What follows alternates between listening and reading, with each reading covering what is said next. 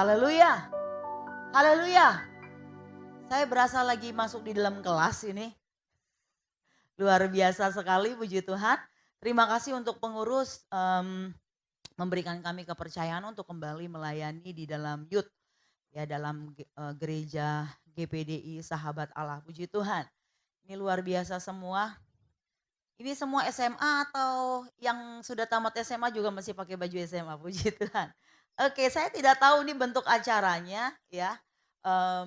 Jadi tadi sedikit agak kaget apa yang terjadi di tempat ini ya, tapi pasti ada sesuatu yang luar biasa, katakan amin. Oke, kepada saya diberikan tema pada sore hari ini adalah konsistensi dalam Tuhan, dalam hal bergiat dalam melayani Tuhan. Satu makna yang luar biasa, bagaimana kita ada di dalam Tuhan. Satu ayat yang diberikan kepada saya menjadi ayat pokok adalah Ibrani 13 ayat yang ke-8.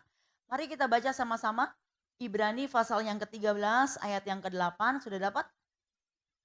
Kita baca sama-sama dengan suara keras, oke? 1, 2, 3. Yesus Kristus tetap sama. Oh, belum semuanya. Ayo, kuat-kuat. 1, 2, 3. Yesus Kristus tetap sama. Baik kemarin maupun hari ini dan sampai selama-lamanya. Katakan amin. Nah, konsistensi itu artinya tetap. Tidak bergeser atau selaras.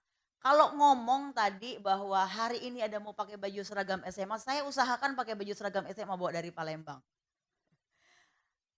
Tadi Mei juga sudah pakai seragam gitu ya. Ini berbicara tentang tetap sama, mungkin berapa tahunnya lalu waktu SMA. Tapi kita ingin berbicara hari ini tentang satu kalimat ini yaitu konsistensi, artinya tetap. Tidak bergeser, tidak berubah. Tapi ada satu kata juga dalam pengertian dari kalimat kata ini adalah selaras. Nah, bicara soal kita ketika kita melayani itu artinya kita melakukan sesuatu yang mendatangkan kebaikan. Saya sering mengajar kepada anak-anak dan saya katakan ketika kita melayani maka yang paling penting di situ adalah apa yang kita lakukan itu mendatangkan kebaikan bagi orang lain. Ya.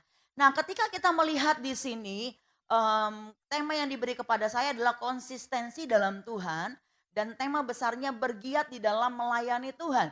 Orang yang tidak konsisten di dalam Tuhan tidak mungkin bisa giat untuk melayani Tuhan. Orang yang tidak konsisten di dalam Tuhan tidak mungkin bisa mereka memiliki kasih kepada Tuhan. Nah, kalau kita melihat soal ayat pokok yang diberikan ini kepada saya, Yesus Kristus tetap sama. Kata tetap sama, sekali lagi katakan sama-sama tetap sama. Belum lagi, sekali lagi tetap sama. Tetap sama itu artinya tidak berubah. Itu artinya konsisten. Nah, kita sebagai umat Tuhan, umat kepunyaan Tuhan harus meneladani dan mengikuti apa yang Yesus lakukan. Konsisten, dia tetap sama. Nah, hari ini kita akan belajar bersama-sama konsistensi kita atau bagaimana tetapnya kita itu di dalam Tuhan ya. Saya akan mengambil topik ini dalam hal bagaimana kita melayani. Kita mengikuti teladan Yesus ketika dia melayani. Matius 20 ayat 28. Sama seperti anak manusia datang bukan untuk dilayani, melainkan untuk melayani dan untuk memberikan nyawanya menjadi tebusan bagi banyak orang. Melayani Tuhan bukan sesuatu yang main-main. Sekali lagi saya ulang. Melayani Tuhan bukan sesuatu yang main-main. Kalau kita melihat di sini, kita lihat dari konteks ini selain mengikuti Yesus ini sebagai teladan, di sini dikatakan melayani sampai nyawa sebagai taruhan. Kenapa? Karena di sini katakan standar yang diberikan oleh Yesus memberikan nyawanya.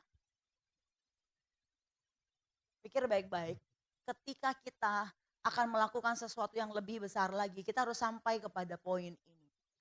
Melayani Tuhan sekali lagi bukan main-main. Jadi melayani bukan satu kegiatan pengisi waktu.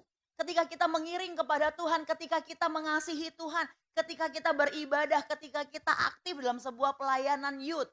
Itu bukan ngisi aja waktu luang. Bukan karena ada temennya kita baru kita ikut. Kalau temen kita pindah kita udah langsung gak mau lagi deh gak ada temennya. Hello, bukan yang seperti itu. Itu bukan konsisten namanya. Kalau kita melihat di sini sekali lagi, tetapi berbicara tentang kita melayani Tuhan, itu berbicara tentang satu kegiatan yang utama, sesuatu yang paling penting. Tuhan tidak mau menerima sesuatu dari kita, sesuatu yang sisa. Yang setuju katakan amin. Tuhan gak pernah mau sesuatu yang sisa. Tuhan mau sesuatu yang utama. Waktu Yesus memanggil murid-muridnya, dia berkata, tinggalkan jalamu, ikut aku. Waktu kita mengikut kepada Tuhan, Yesus katakan ketika dia berjumpa dengan murid-murid saat itu, mereka adalah penjala ikan, tinggalin jalamu, ikut aku. Enggak peduli berapa besar jalannya, enggak peduli berapa mahal harga jala itu, tidak peduli juga bagaimana jala itu adalah jala yang menghasilkan sesuatu yang banyak, tidak peduli. Tapi Alkitab katakan tinggalkan itu dan ikut aku. Sesuatu yang berubah di sini kalau kita melihat kenapa berani sampai seperti ini. Karena Yesus tahu mereka harus membayar sesuatu di awal. Ya, ini yang dikatakan di awal. Kadang-kadang saya nggak tahu berapa banyak yang baru kenal Tuhan sudah gede. Coba angkat tangan. Oke, nggak banyak. Siapa yang sudah ikut Tuhan begitu lahir papa mama sudah Kristen, apalagi udah di gereja ini? Banyak? Lebih banyak yang begitu. Tetapi dengar baik-baik, ada satu langkah awal ketika kita mengikut Tuhan. Makanya saya waktu muda pernah ikut sebuah camp, terus ditanya begini, coba renungkan dan ceritakan pengalamanmu mula-mula ketika engkau menerima Tuhan Yesus. Saya bingung, kapan saya terima Tuhan Yesus ya? Soalnya begitu lahir udah di gereja. Jadi tidak punya, saya sampai iri kepada teman-teman saya yang bisa bercerita, bersaksi, pengalamannya terima Tuhan Yesus itu seperti apa. Saya nggak tahu kapan saya terima Tuhan Yesus. Yang jelas dari kecil saya sudah Kristen. Jadi tidak ada pengalaman. Kalau pertobatan ya ada waktu titik baliknya kita ketika kita mengikuti Tuhan. Tapi waktu terima Tuhan Yesus saya nggak punya pengalaman itu. Karena saya dari kecil sudah tahunya adalah Yesus sebagai Tuhan. Itu agama kita. Nah, kalau kita melihat di sini sekali lagi, dikatakan apa yang di awal ini. Langkah awal daripada murid-murid bukan sesuatu yang sisa. Katakan sama-sama bukan yang sisa. Masa muda kalian ketika kalian mengambil keputusan untuk aktif dalam kegiatan di dalam gereja khususnya di youth, itu bukan sesuatu yang sisa. Kalau saya bicara soal melayani jangan langsung berpikir waduh mau diarahkan semua masuk sekolah Alkitab jadi full timer udah kebanyakan di tempat ini. Gak usah nambah-nambahin lagi ntar siapa yang jadi jemaatnya. Tapi kalau berbicara tentang melayani adalah sesuatu yang kita berikan kepada Tuhan. Saya sering kali pakai perumpamaan ini. Satu kali waktu saya mengajar di kelas pelajar ya tentang pelayanan. Lalu ada seorang anak wanita ya remaja terus bilang, "Kak, saya mau melayani." Jantung saya sudah langsung mateng dia mau melayani. Karena apa? Biasanya orang yang mau datang ke saya itu ngomong mau melayani, mintanya nyanyi, singer, WL, main musik nggak bisa. Nyanyi ngomong aja fales dia. Ngomong aja menurut saya ngomongnya aja fales. Apalagi nyanyi, aduh kalau dia mau minta pelayanan menyanyi gimana ceritanya gitu ya. Saya agak khawatir bagaimana nanti dia kecewa. Terus saya bilang kamu mau melayani apa? Dan saya sangat terkejut ketika dia berkata bahwa saya mau melayani di di gereja kami itu ada satu ruangan doa. Dia bilang boleh nggak saya melayani setiap kali sebelum kita berdoa, saya mau datang situ mau ngepel di situ. Waduh, dia menganggap pelayanan cuman ngepel. Ruang doa yang kami pakai untuk berdoa itu adalah pelayanan. Di situ saya menangis dan saya katakan Tuhan terima kasih. Ada orang-orang yang memiliki hati yang begitu mengasihi Tuhan. Dan dia mau untuk melakukan sesuatu. Mana ada di kota sekarang anak-anak yang punya konsen, oh itu kan ada pengerja yang di situ. Yang bisa ngepel di sana. Tapi dia bilang izinkan saya, makanya dia tanya boleh nggak saya yang ngepel di situ. Bukan berarti bahwa ruangan itu kotor dan pengerja tidak membersihkan, tidak.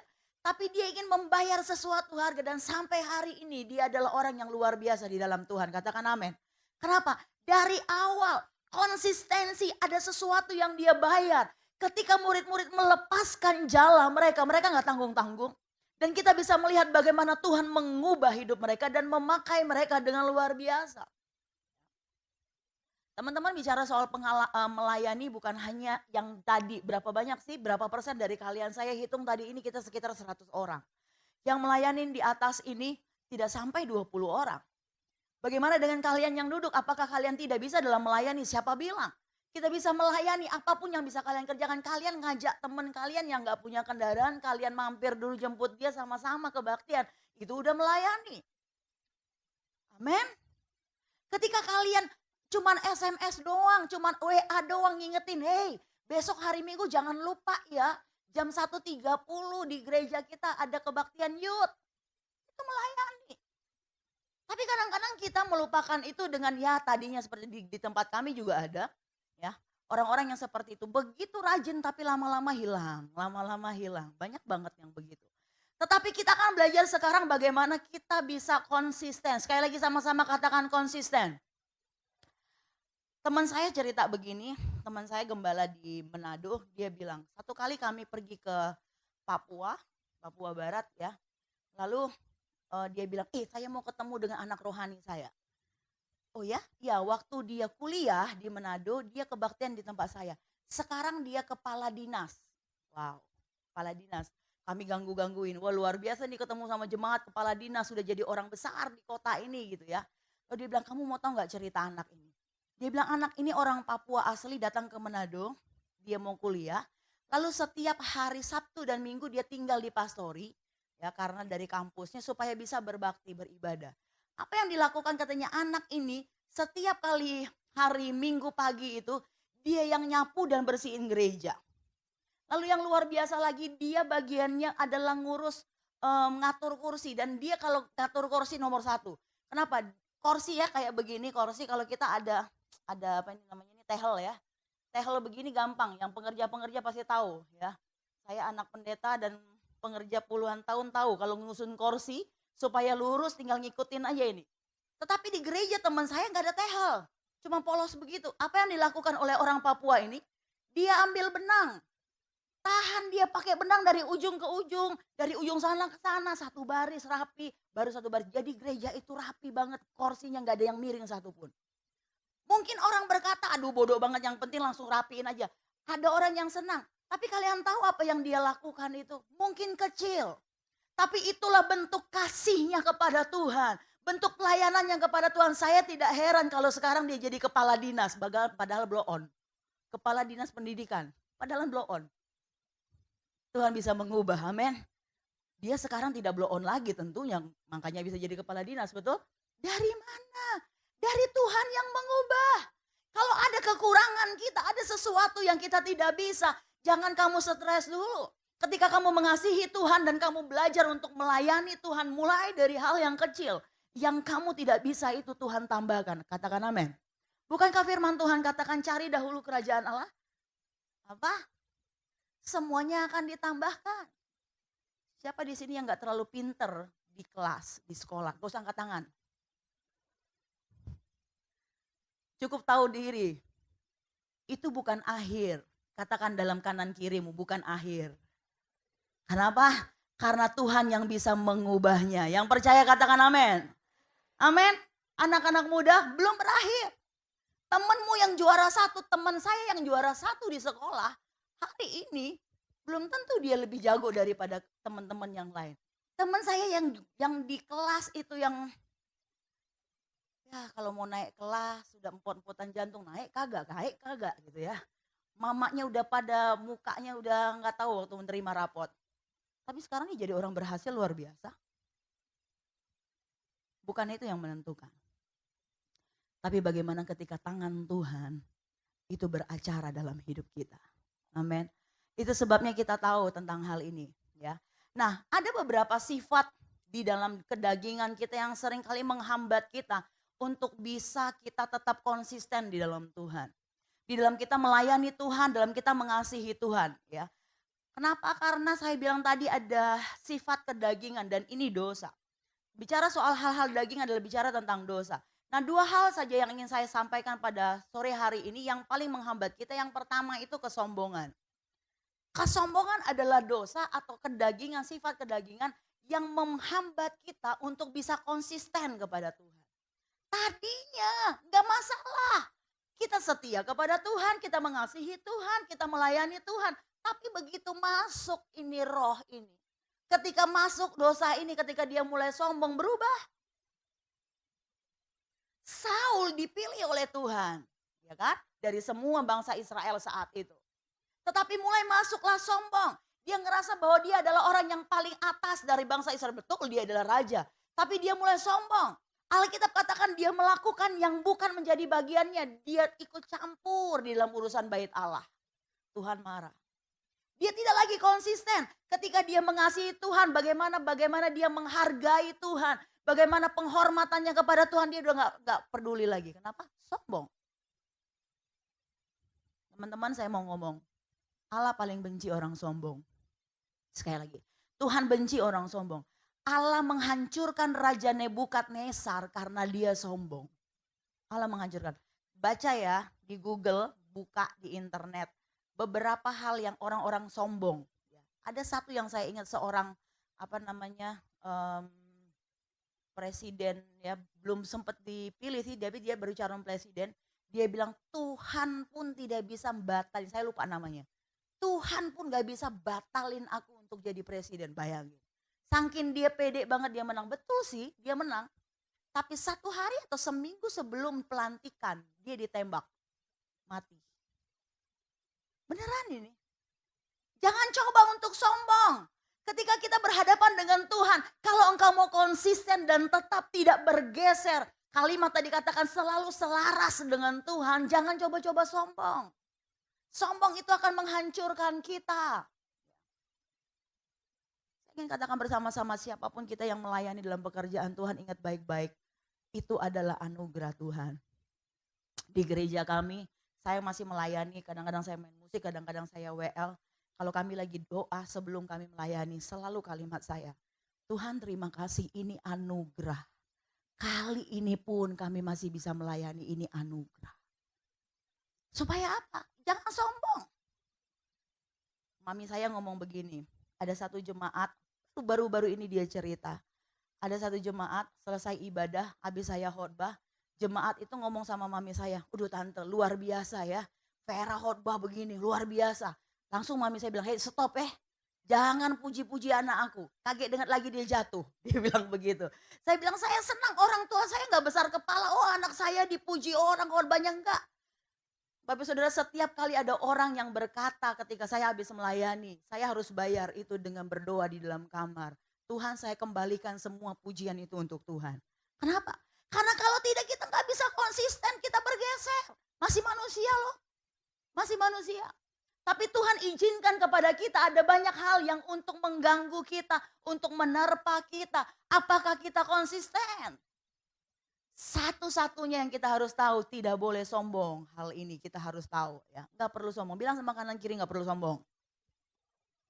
Pepatah dunia bilang apa? Di atas langit ada apa? Ada langit. Sehebat-hebatnya kita ada lagi orang yang lebih hebat. Setuju? Jangan sombong. Yang kedua, dosa yang kedua yang menghambat untuk kita bisa konsisten itu adalah kemalasan. Nah, ini yang susah nih. Males, coba sama-sama bilang males. Ini males gak ada obatnya. Carilah ke dokter manapun ahli sampai ke negara manapun yang canggih. Gak ada obatnya. Males. Yang harus perbaiki adalah diri kita sendiri. Kalau sudah malas ya susah untuk bergerak. Bagaimana kita bisa giat untuk melayani Tuhan. Bagaimana bisa giat mengasihi Tuhan. Kata giat itu kata kerja. Sesuatu standar yang di atas yang lain lebih tadi pagi saya katakan. Nggak bisa kalau sudah malas. Ada anak di sekolah kami, ya saya nggak pernah lupa, selalu saya ngomong tentang anak ini. Dia kelas 4 SD, ya, badannya agak gendut begitu kan. Kalau kita ngajar udah begini aja nah. Tapi kalau istirahat begitu bel, lari langsung makan banyak banget gitu kan. Selalu begitu. Mau ulangan, pelajaran apapun remedial. Satu kali dia ke kantor, ya, terus ada staf kami nanya, namanya Charles, kau besar mau jadi apa? Aku udah mau jadi apa-apa. Jadi kau kerja, mau jadi apa kerja? Aku udah mau kerja, jadi kau mau apa? Makan dan tidur katanya. Waduh enak banget hidupnya ya. Langsung dibilang gini, kalau kau cuma mau makan dan tidur, kau dapat duit dari mana? Waduh adik aku nanti kerja, dia kasih aku duit, aku beli makan dan aku tidur. Kelas 4 SD. Dia baru masuk sekolah kami kelas 4 SD. 1 tahun itu kami kerja keras untuk mengubah pola pikirnya teman-teman. Ya, sampai dia lulus di tempat kami, enggak lagi itu prinsip makan cuman tidur aja. Malas. Harus berubah. Siapa yang malas di sini? Jangan angkat tangan. Berubah. Orang yang malas ini afkir, nggak bisa ya. Kedua hal ini kalau ada di antara kita, ini sulit membuat kita jadi konsisten. Ayo ikut ini yuk, males lah. Ada retret ini, males lah. Kok ada yang banyak yang ketawa-ketawa? Banyak yang begitu? Banyak yang teman-teman pengurus ketika ngajak orang dan dikatakan aduh enggak lah. Sudah tahu zaman sekarang yang namanya hari libur itu barang langka. Ini gereja, udah tahu barang langka, setiap kali hari libur bikin-bikin acara.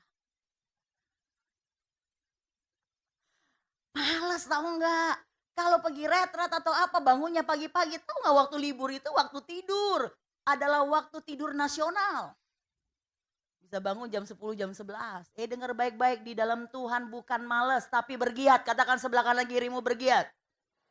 Bergiat bukan males, amin. Nah, itu sebabnya kita harus mulai. Saya berapa lama karena masih ada acara atau stop? 3 jam. 3 jam kalian yang nangis nanti ya. Kalau saya biasa ngajar sampai sore juga nggak apa-apa. Kenapa kita harus melayani dengan konsisten? Saya ingin katakan kepada kita semua, saya akan masuk sekarang dalam melayani. Kita konsisten dalam kita tidak hanya cukup kita konsisten di dalam Tuhan. Tapi konsisten dalam Tuhannya dalam bentuk apa? Satu hal yang perlu kita ketahui adalah progresnya adalah masuk dalam melayani. Setiap umat Tuhan, setiap anak Tuhan tidak cukup cuman konsisten di dalam Tuhan. Di dalam mengasihi itu, tapi harus masuk yang namanya melayani. Siapa suruh undang saya? Karena saya pasti akan ngomong soal melayani. Hati saya berkobar-kobar setiap kali melayani. Jangan takut, saya nggak paksa kamu untuk masuk sekolah Alkitab. Tapi kita harus melayani. Bilang kanan kirimu melayani. Kenapa kita harus melayani? Yang pertama, kenapa kita harus melayani? Karena melayani itu kita diciptakan untuk melayani. Kamu percaya atau nggak percaya harus percaya. Kamu diciptakan untuk melayani. Tuhan gak iseng doang nyiptain kamu lagi gak ada kerja gitu. Tiba-tiba terciptalah dia. Ada tujuan Tuhan dan apa tujuannya? Untuk melayani. Makanya sampai Tuhan katakan kalau kamu tidak bisa melayani, Tuhan bisa suruh apa? Batu-batu, bisa suruh apa lagi? Pohon-pohon semua bisa. Kenapa? Karena tujuan Tuhan, dia mau dilayani. Sadar itu. Efesus katakan, aku diciptakan atau aku dibuat untuk satu pekerjaan baik. Dalam terjemahan aslinya itu melayani. Ya. Itu sebabnya kita perlu untuk melayani. Yang kedua, kenapa kita perlu melayani? Karena kita diselamatkan untuk melayani. Dengar baik-baik. Pelayanan kita tidak akan menyelamatkan kita. Jangan kamu berpikir kalau kamu melayani banyak di gereja ini kamu selamat, bukan. Tetapi yang benar adalah kamu diselamatkan untuk melayani. Kita diselamatkan untuk bisa melayani. Ya. Yesus korbankan nyawanya sendiri untuk keselamatan kita. Kita tidak melayani Tuhan karena kita takut. Kita tidak melayani Tuhan karena kita rasa utang budi kepada Tuhan. Tetapi kita melayani ini ucapan syukur kita. Tuhan, kau sudah selamatkan aku, dengan apa kan ku balas? Ada lagu itu? Segala kebaikanmu, segenap hatiku. Bisa bayar Tuhan? Tidak bisa. Apa yang kau bisa lakukan? Melayani. Melayani. Yang ketiga, kita melayani Tuhan itu kenapa kita harus melayani? Karena kita dipanggil. Kalau tadi yang pertama diciptakan untuk melayani, yang kedua apalagi tadi? Kita diselamatkan untuk melayani. Yang ketiga dipanggil untuk melayani. Ada lagu lama GPDI. Dengar dia panggil nama saya. Orang kira itu lagu wajibnya sekolah Alkitab. Bukan. Semua kita harus mendengar nama kita dipanggil oleh Tuhan. Haleluya. Dengar namamu dipanggil oleh Tuhan. Engkau akan masuk dalam sesuatu yang luar biasa ketika engkau merespon dia memanggil engkau untuk sebuah pelayanan. Kenapa? Karena Tuhan gak pernah hutang. Tuhan akan memberikan sesuatu yang luar biasa ketika engkau merespon dia panggil. Tuhan panggil Samuel, Tuhan panggil Musa. Musa tinggalin istana yang begitu enak. kenikmatan yang tinggal terima jadi ditinggal oleh Musa. Kenapa? Dia dengar Tuhan panggil namanya. Saya tidak tahu nama kalian satu-satu, kalau tahu saya panggilin satu-satu pagi sore hari ini. Ya beneran. Supaya apa? Karena ada suara Tuhan memanggil, engkau tahu bahwa engkau dipanggil untuk melayani. Bukan untuk santai bro, bukan. Sorry, bukan untuk nyantai. Kau bergiat karena engkau harus melayani. Yang keempat, selain kita diciptakan untuk melayani, kita diselamatkan untuk melayani, kita dipanggil untuk melayani. Yang keempat, kita diperintahkan untuk melayani. Nah, lebih kacau lagi. Diperintahkan, berani nolak apa yang diperintahkan Tuhan? Kalau saya perintahkan kalian, kalian boleh nggak nurut? Kenapa? Saya bukan gembala di sini. Tapi kalau yang perintahkan kita Bapak Jokowi, berani kamu nggak lakukan? Masuk jail. Tuh. Apalagi yang perintahkan Tuhan.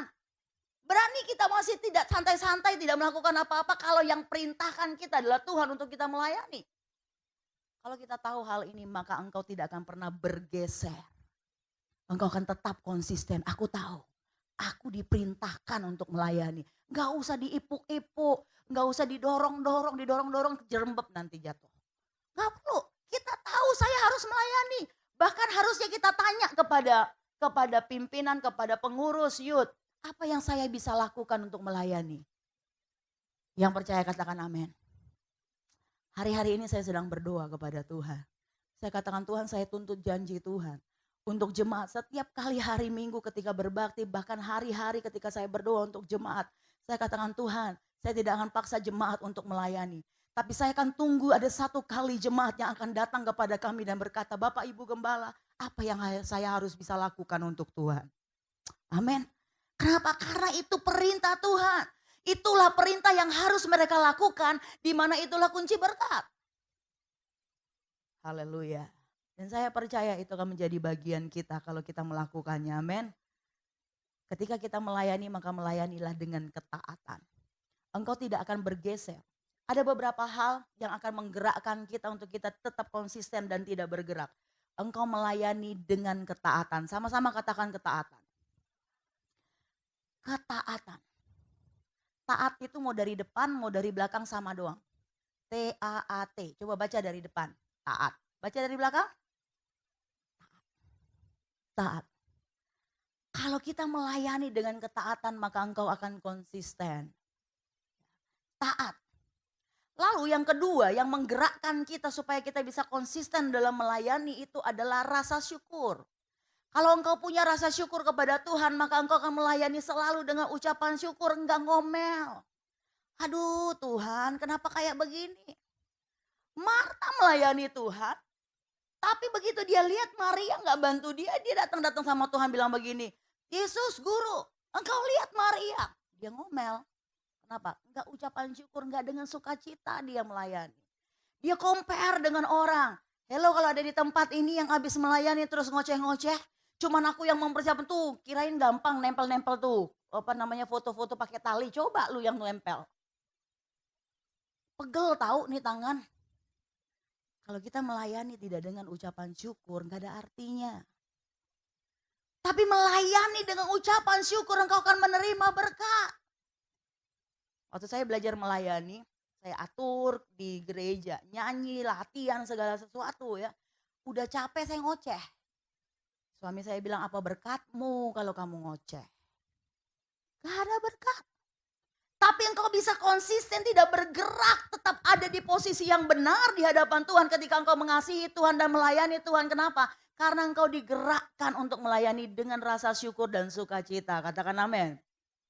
Lalu berikutnya yang menggerakkan kita, yang seharusnya menggerakkan kita untuk melayani adalah kerendahan hati. Katakan sama-sama kerendahan hati. Melayani itu bukanlah konsep daripada seorang tuan atau bos. Karena bos tuh minta dilayani. Tapi melayani itu adalah konsep dari siapa?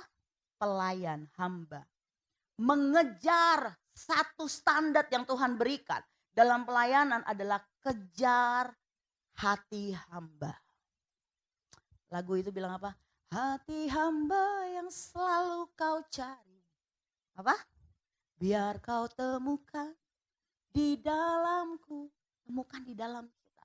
Kalau engkau digerakkan dengan hati hamba, itu tidak akan pernah lagi kamu tersinggung. Gak ditegur sama pengurus tersinggung. Dia kok gak bilang terima kasih ya, aku habis melayani. Itu bukan hamba.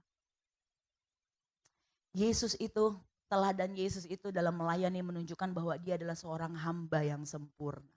Dia seorang guru, tapi dia mencuci kaki murid-muridnya. Pekerjaan yang tidak layak untuk dia lakukan, tapi dia lakukan. Dia menunjukkan teladan yang sempurna sebagai seorang hamba. Siapa dia? Dia baru datang. Sekarang dia mau ngatur-ngatur aku dalam pelayanan. Nanti dulu. Kalau kita hamba gak lihat lagi yang begitu, oke? Gak lihat.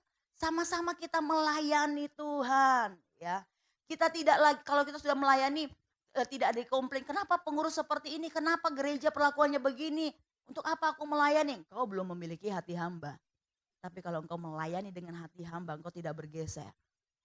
Tapi kalau tidak, makanya begitu seperti itu kita tidak lagi melayani. Kita nggak dari datang ke youth. Yang terakhir, yang harus menggerakkan kita itu adalah kasih. Sama-sama katakan kasih. Kok Esaf kena juga di sini, kasih. Tadi saya tanya ini apa nih temanya kasih? Nah loh, saya ngomong tentang melayani. Tapi ternyata ada kasih. Saudara tahu? Firman Tuhan katakan iman, pengharapan, dan kasih. Yang terbesar apa? Kasih. Yang bisa bikin kita nggak bergeser itu karena kasih. Di jemaat kami, ya, ada anak muda kami sama-sama melayani, yang satu pemain musik, yang satu pemain tamborin, lalu akhirnya menikah. Ya, punya anak satu. Saya ngelihat gak berubah-berubah ini. Yang suaminya ini karakternya marah aja. Ya. Kesian banget sama istrinya. Tapi istrinya itu dimarahin, diapain, diam aja. Saya yang kesel ngelihatnya.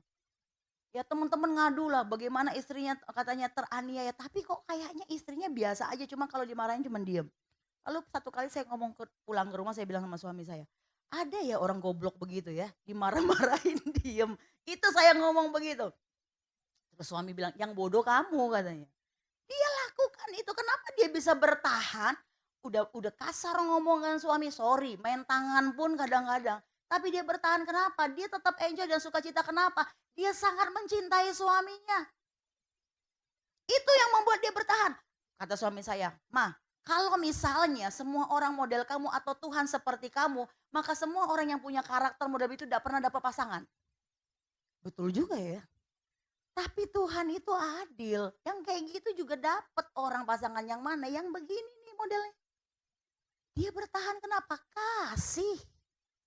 Engkau tidak akan pernah bergeser dari tempatmu. Engkau akan tetap konsisten. Kenapa? Kasih. Hari ini back to kasih kita kepada Tuhan. Alkitab katakan kasih yang semula kepada Tuhan. Satu kali Petrus ditanya oleh Tuhan. Yesus bilang, Petrus, boleh pemain musik? Apa engkau mengasihi aku? Yesus bilang kepada Petrus, Petrus, apakah engkau mengasihi aku? Apa jawab Petrus? Ya Tuhan, aku mengasihi engkau. Yesus jawab apa? Gembalakan domba-dombaku. Nggak lama nanya lagi, Petrus, apakah engkau mengasihi aku? Petrus bilang, iya Tuhan, aku mengasihi engkau. Tuhan bilang, gembalakan domba-domba. Ketiga kali nanya lagi, Petrus, apakah engkau mengasihi aku? Petrus sedih, Tuhan engkau tahu Tuhan. Nggak jawab lagi dia, Tuhan engkau tahu Tuhan. Yesus bilang gembalakan. Bentuk dari kasih kita kepada Tuhan yang tidak bergeser itu adalah apa? Gembalakan. Bicara soal gembalakan, bicara soal pelayanan. Kalau hari ini kita mau bikin acara seapik apapun, sehebat apapun tentang kasih kita kepada Tuhan yang tidak pernah bergeser, saya mau tanya. Kalau ada Yesus di tempat ini dan tanya kita mulai dari pimpinan pengurus youth sampai kepada kita semua masing-masing nama kita ditanya. Apakah engkau mengasihi aku? Maka ada kalimat berikutnya, gembalakan. Ada yang harus engkau kerjakan. Mari tundukkan kepalamu dan katakan, ada yang harus aku kerjakan. Sebagai bentuk kasihku ada sesuatu yang harus aku kerjakan. Haleluya. Amin. Petrus ditanya 3 kali soal itu. Petrus awalnya dia begitu konsisten dan berkata, Tuhan aku mengasihi. Tapi Yesus tahu, makanya yang ketiga dia bilang, Tuhan engkau tahulah Tuhan. Dia gak berani jawab. Tapi ternyata betul. Ketika ada tantangan, ketika ada cobaan. Petrus itu sepertinya tadinya ada orang yang mau menangkap Yesus. Petrus langsung ambil pedang dan potong telinga orang itu. Tapi begitu dia dihadapkan, ketika dia lihat Yesus ditangkap, Yesus sudah tidak berdaya. Yesus sekarang lagi disiksa, dia gak berani, dia takut. Dia gak konsisten. Kenapa? Karena saat itu kasih Petrus kepada Yesus belum konsisten. Saya tidak tahu apa yang akan kalian hadapi, masih jauh. Sangat jauh kepada anak-anak muda di tempat ini, youth di tempat ini, jauh perjalanan kalian. Ada begitu banyak tantangan. Apakah engkau bisa tetap konsisten dalam engkau mengasihi Tuhan? Saya ingin katakan pada siang hari ini. Mari lihat kepada Tuhan. Kasih Tuhan itu yang tidak terbatas. Haleluya.